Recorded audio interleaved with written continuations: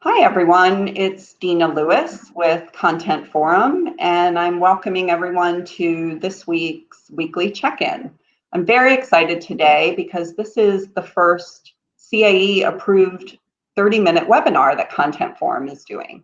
So any folks that are able to attend live today, you'll receive a notice from me that you did attend, and you'll be able to apply 0.5 credits to either earning your CAE or retaining your CAE. So thanks very much for joining us. So today we have the opportunity to talk to Crystal Szabo and Kelly Collins, who are joining us from PRSA. Hi. Hello. Hey. Thanks very much for joining me today. We're really excited to hear about the content strategy journey that you all took in the revamp of prsa.org. I'm going to give you a moment to introduce yourselves to the group, and then we'll get started. Go ahead. Sounds good. Well, thank you so much for having us. We're really excited to be here and kind of walk you through this process. I'm the Senior Director of Digital Content Strategy for PRSA, which is the Public Relations Society of America. Recently just implemented a new content management system and redesigned our website. I am Kelly. I am the Digital Content Associate. I'm freshly out of college working here with the Digital Strategy team. Great. Well, again, thanks so much for taking the time and sharing this information with us today. Of course. So to get started, let's just go back in time a little bit and help us understand what really prompted the rethink of the site and what were the organizational and content goals that kind of drove that project. Sure. So a few years ago, PRSA undertook a series of interviews internally with our staff, the leadership staff, and then our board, and externally with our membership base and student members, just to try to explore the goals and initiatives for our digital presence. And from that, we realized we needed a new content management system, not only to rebuild our website and rethink our website, but a new content management system that could give us a good baseline for content organization and structure, and really put our users in mind, our users first. So we worked with Results Direct on that to come up with some content strategy goals. One being, and really serving as our North Star, was to take a user-focused approach to the organization and presentation of content. So that served as our North Star, and then Results Direct really helped us determine short-term and long-term goals for content strategy. And throughout this process, we focused on a couple of areas. Yeah, we focused on simplifying the homepage, streamlining navigation, developing a taxonomy, creating a content pathway, improving search, and just focusing on making our page more mobile friendly as well. Great. Yeah, those are all really strong things, and I think strong considerations. And the way you talked about how you were going to present those changes through the changes in the taxonomy and the homepage and such really, I think, show and came through as far as the user focus of it. Can you give us a little bit more detail on who was involved in rethinking the taxonomy? I know that's often a challenge for a lot of organizations. Yeah, it's definitely. I say that every department at PRSA played an intricate role. From the very beginning, we held content auditing and inventory meetings, and from there, we were able to gain a better understanding of our content coming from the subject matter experts in-house, and really understanding how these were benefits for members and just breaking up the structure of content. So that was really helpful. But there were a few key stakeholders, I would say, those that were developing the most content internally, and that was professional development, publications, and membership. It was really imperative to loop the content creators, subject matter experts in, and just know and understand this content at a granular level. So they were very helpful in coming up with the new taxonomy. Great. Are there any tips that you can share that kind of helped you get that cross-departmental buy-in with the pubs team and the education team and folks like that? Yeah, so something that we did over and over again, I'll say this was a pattern here, was presentations for leadership and for staff and even for our board. So we did that. This was kind of repetitive. We tried to do it at least 3 times a quarter. And that was helpful because something that was a kind of a challenge in coming up with this taxonomy was defining, we knew what our hierarchy levels were. We knew we had events, products, that sort of thing. But then we had sub-level categories, and that becomes a little tricky. So we're no longer thinking about just departments' content. We're asking them to think about how their content kind of ties into this new unified structure. An example of that is if we have a crisis communication product, how can we tie that in with an article that doesn't have the exact same subject matter, but very similar subject matter? And for that, a tip I can say, we heavily relied on those presentations to break down content strategy, but then we also relied on wireframes, and not just wireframes in the sense of like, this is what your page is going to look like when the website's redesigned, but really showing them what taxonomy and content strategy looks like in real life. So there's an example behind me, but this is what we did with a lot of different pages. We kind of showed them that as long as we're tagging a product in a certain way, if there's an article, then they'll show up as like, you might also like sort of items at the bottom. And that's our taxonomy in action. And also showing the benefits, you're going to get increased viewership, hopefully increased revenue. That's really that's, and something that we're really hopeful for with the new taxonomy, but being able to actually display that in this sort of method, I think was easy to understand and digest. And then from there, oversimplifying it, we were able to continue building off of that foundation of understanding. Mm-hmm. Those are great examples. Yeah. And I hope you do see the result of the kind of standardizing that taxonomy and improving or getting more eyeballs on the content. I have seen that work for other organizations when they kind of, like I said, standardized it and used the member terms for things versus the kind of the inside voice or the organizational acronyms or terms, because then people were actually searching on those and obviously would find them because the tags or the metadata was in place on the association content. Exactly. Yeah, makes a big difference.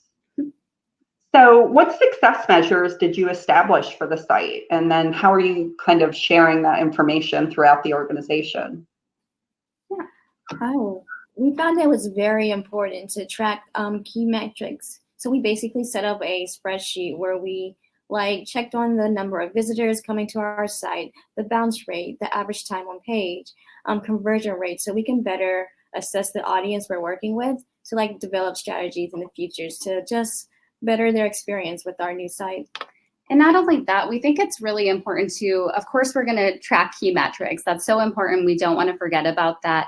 But when we notice, these are in a spreadsheet, so we're checking them week to week, month to month. And if we notice there's a high exit rate on a certain page, we're not just delivering numbers, we're really trying to deliver solutions. What can we do to this page to improve those metrics? And then for me, I also, outside of just metrics, I kind of went back to our North Star. So, we know that we want the website to take a user-focused approach. So we did a lot of user testing and research at the onset during the redesign of the website for content strategy. And that was so helpful for us. In specifically heat maps and tree testing, we wanted to make sure we're aligning our content and our website with the ways that our users are intuitively searching for content, that they're intuitive, their scent patterns. We don't want to throw them off. We want to be in line with them. So we're going to continue that user testing. We're doing some of that in just a couple of weeks at our international conference. So that's something that we really want to continue with. We designed this website for our members with their needs in mind. So it's so important to continue that testing. And then sort of like an outside of the box solution that we did for success measures is on our 404 page. We know that users are getting there because they're there's a broken link or they can't find what they're looking for. And we didn't want to just leave it at that. We actually turned that into a content request form. So when a user ends up there, they can let us know why. And we also added chat boxes to our homepage and some of the higher traffic pages on our site. That was really important too, because again, we're collecting information from that. Not only is it nice for a change with the website, we're helping our users, our members navigate a new website, but we're also picking up on patterns. And only 4 weeks out from launch, we started getting a lot of requests for case studies. And in our content strategy, we knew those were important, but we didn't realize how many users were searching for those. So now we know from the patterns, a success measure is collecting that data and then giving it back to our leadership and letting them know, for example, marketing, what's a better way that we can disseminate this content? How can we restructure our site to make sure that users aren't getting lost finding this really important content? So that's been extremely helpful to kind of think outside of the box, really get to our members, our users, our visitors when they're having the toughest time, and help through that process by identifying those patterns. Wow, that is a fantastic series of advice there. My mind was going in a lot of different directions. The piece that really resonated with me was the fact that you specifically said we're not just collecting the metrics, we're actually using them, analyzing them, and sharing them back. And that matches up so perfectly with some of the research that came out of the Foundation study on content strategy. We saw that organizations that only collected analytics and kind of looked at those standardized metrics were typically in the beginning phase of the content strategy maturity model, or early stages kind of in the intermediate area. But the big leap and the big tipping point were the organizations that actually did what you guys are doing with your data, analyzing it, sharing it back, and making changes in response to it. And I think I'm not going to remember the number exactly, but it was something like from 40% to 97%. And if folks were doing the review and using the analysis of the data, then they got to the advanced level in the maturity model. So at least in that aspect, you guys are probably in that phase. So it's excellent to hear that that's happening. The other thing that I'll ask is if you guys would just be willing to share some of that examples back to the forum, whether it's or the test information that you guys did at the conferences. I think that would be really valuable. Absolutely. Thank you. Okay, I'm going to just pause for 1 second here because we do have some folks online, and I just want to give them the opportunity. If you have any questions for Kelly or Crystal, you can either type them in the chat or use that Ask a Question function at the bottom of the screen, and we can answer those questions now, or if they come up during the discussion, we can certainly pause to answer them as we go forward.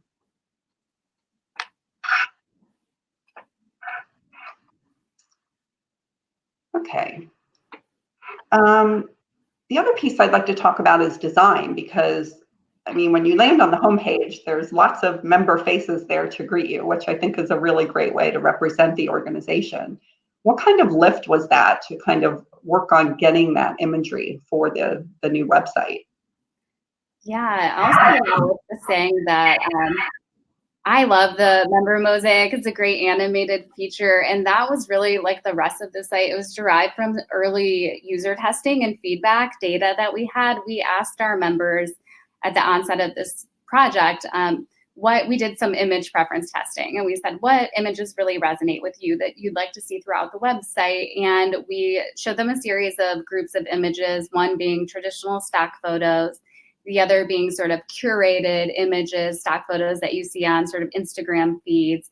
And then the others being images of members themselves in their work environment, in the wild, practicing PR.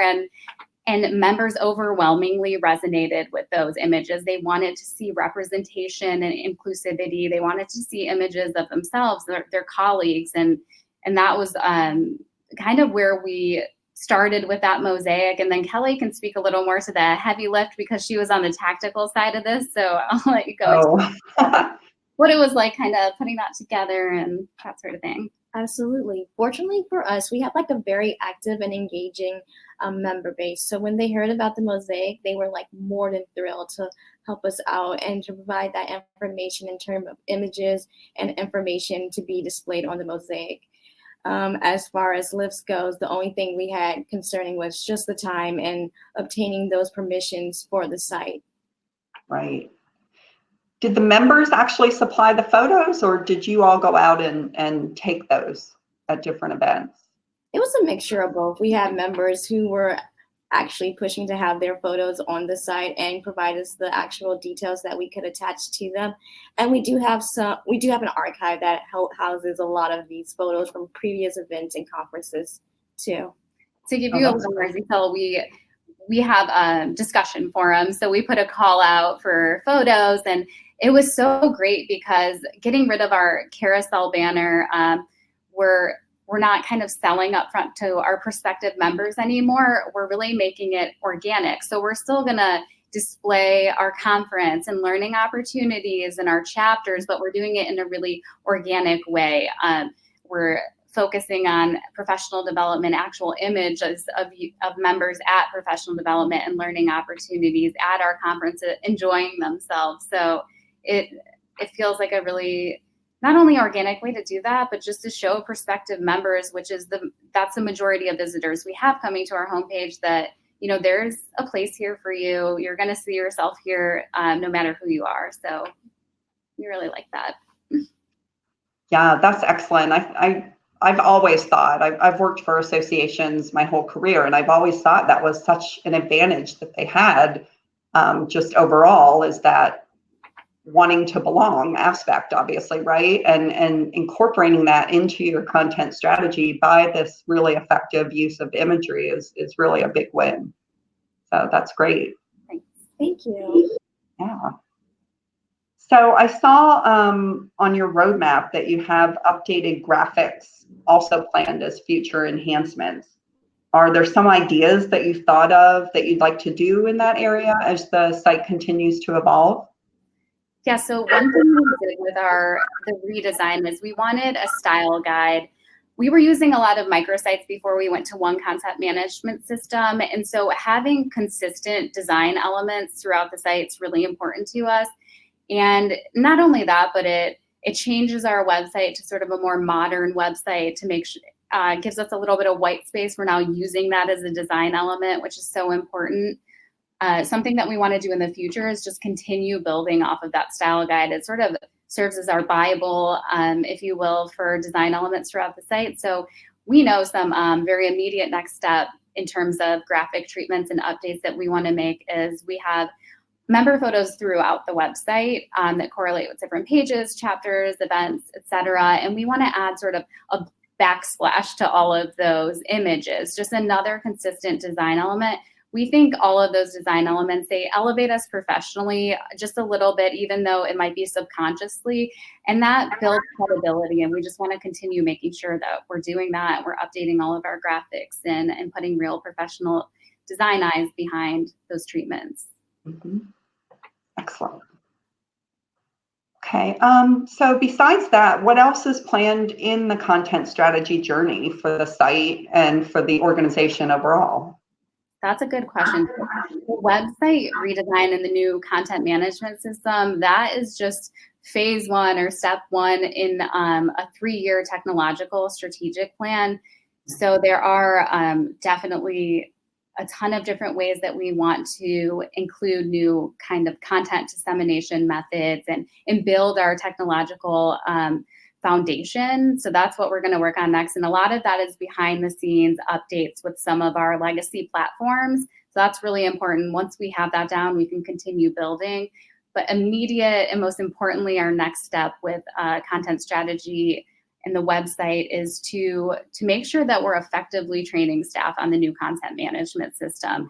So we have this enterprise level system. It's fantastic. It's something that we've never seen at this organization before. And we have what I think is a really awesome, complex taxonomy. So making sure that we're integrating that and weaving that throughout everyday workflow for our website editors that are adding content to the website, that's so important. We don't want to set it and forget it. We want to, continue ongoing incremental improvements with our website, and that means just making it a habit. That goes the same for next steps for our workflow and governance process. That's such an important part of content strategy. So we want to make sure that, again, those elements take time and dedication. So we're working with staff every day to go over the importance of that and just making it easy for them and relatable. So that's definitely our immediate next steps. Mm-hmm. And I'm sorry, I don't think I asked this at the beginning, but what is the content management system that you guys are using? It's Sitefinity. Okay, great. Just so folks know when they're watching it. Okay, any final advice you can give to Content Forum members that we haven't talked about yet today? I feel like we talked about a lot, but. Yeah, definitely. And I wish someone would have told me this from the beginning, but you're definitely not alone in this process. Implementing a content management system and redesigning a website, especially at an association or a nonprofit, it can feel like a really sometimes isolating process, but we have such a great community out there. You have Content Forum, Confab, you can rely on strategic partners like Distilled Logic. That's so important to reach out to the community. In our industry, one of the reasons I love being a content strategist is we're innovative. We're always pushing boundaries and kind of disrupting in a positive way. So that, just rely on the community. I think that's so important. An example of that for me is I actually cold emailed Courtney Reyers from ASM, and I asked her for some examples, and she was so positive and so willing to share those examples with me. And not only that, but she discussed kind of the parallels that she went through with her own website redesign, and having her there to be able to kind of discuss these very similar challenges that we were going through during this process was so helpful. And it reminded me that I'm not alone in this process. So that was really helpful. And then kind of a final note for me is that, content strategy isn't easy. And I think it's really healthy and honest to say that. And we need to remind ourselves it's not easy, but that's also not why we do it. We're content strategists because we love a challenge, and, we're willing to be the disruptors, but just know, even with all those challenges, you really don't have to face it alone. As far as tips for me go, as a recent college graduate with a computer science background, I found that having a background in like technical coursework or just some technical knowledge can really take you far in this industry. With content strategy, you have to delve a lot into like coding and back end and front end. And it can really put you as an initial piece on your team to be able to like speak to both IT and the content worlds. So those are all such excellent points. And Kelly, I totally agree. I think that there's so much debate in our profession about what you should or shouldn't be able to do. And I think people that have the capacity to just have different skills, they don't have to have all of them, but if you have a comfort level with the disruption, like you mentioned, Crystal, just that personality type that lets you kind of manage your way through that. And Kelly, like you said, if you have the technical chops, that gives you an advantage to be the translator and kind of an advocate to teams that other folks might not be able to convey the same message in the same way. So I applaud you both for kind of finding your content strategy superpowers and really putting them to work to the benefit of the organization. That's so true. We actually have a golden rule with digital content, and our rule is to make sure, with content strategy, we're never tech shaming or term shaming, because there are so many terms that can sometimes feel scary or overwhelming, like taxonomy and information architecture and all the staff presentations we gave. It was so important for us to find analogies and make these items relatable. So when it came to information architecture and navigation, we compared our site to Amazon. Amazon has over 100 menu items and options. And our site at the time had that many too. And we're like, we're not an all-encompassing e-commerce website. We're a small content-rich organization.